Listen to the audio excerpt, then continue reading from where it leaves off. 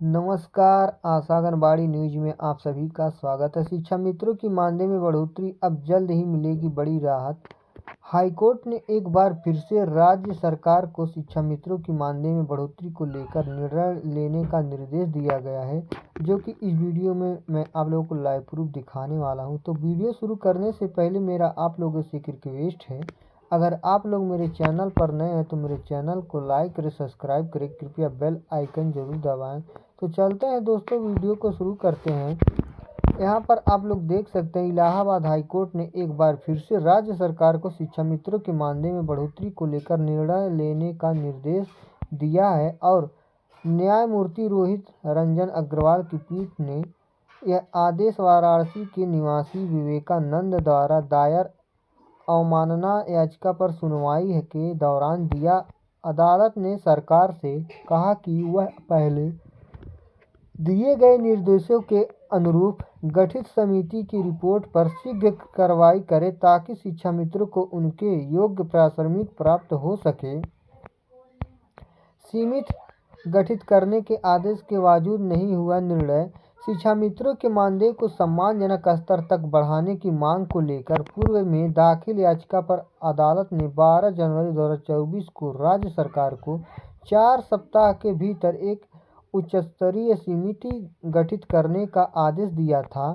इस समिति को शिक्षा मित्रों के वेतनमान पर विचार कर रहे अपनी रिपोर्ट प्रस्तुत करनी थी। समिति ने अपनी रिपोर्ट सरकार को सौंप दी थी, लेकिन लंबे समय तक उस पर कोई निर्णय नहीं लिया गया। इसके बाद विवेकानंद की ओर से अवमानना याचिका दाखिल की गई। याचिकाकर्ता के अधिवक्ता सत्येंद्र चंद्र त्रिपाठी ने दलील दी कि शिक्षा मित्रों को अभी भी सम्मानजनक मानदेय नहीं मिल पा रहा है और उन्हें कम से कम न्यूनतम वेतनमान के बराबर भुगतान किया जाना चाहिए।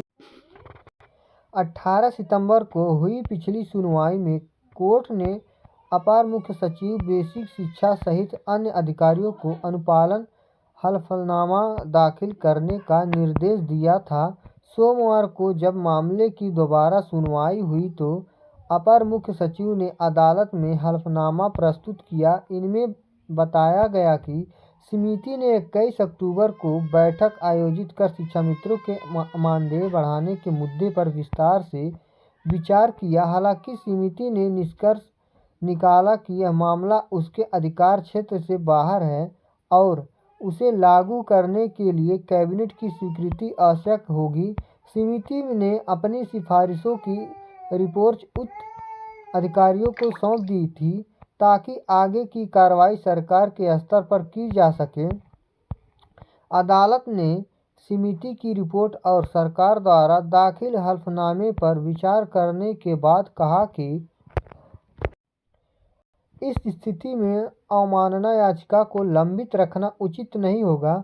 अदालत में याचिका को खारिज करते हुए राज्य सरकार को स्पष्ट निर्देश दिए कि शिक्षा मित्रों के मानदेय बढ़ाने के संबंध में समिति की सिफारिशों पर उचित और ठोस कार्रवाई सुनिश्चित की जाए। अदालत ने कहा कि सरकार को यह देखना चाहिए कि शिक्षा मित्रों को उनके कार्य के अनुरूप आर्थिक सम्मान मिले, क्योंकि वे राज्य के प्राथमिक शिक्षा तंत्र का महत्वपूर्ण हिस्सा हैं।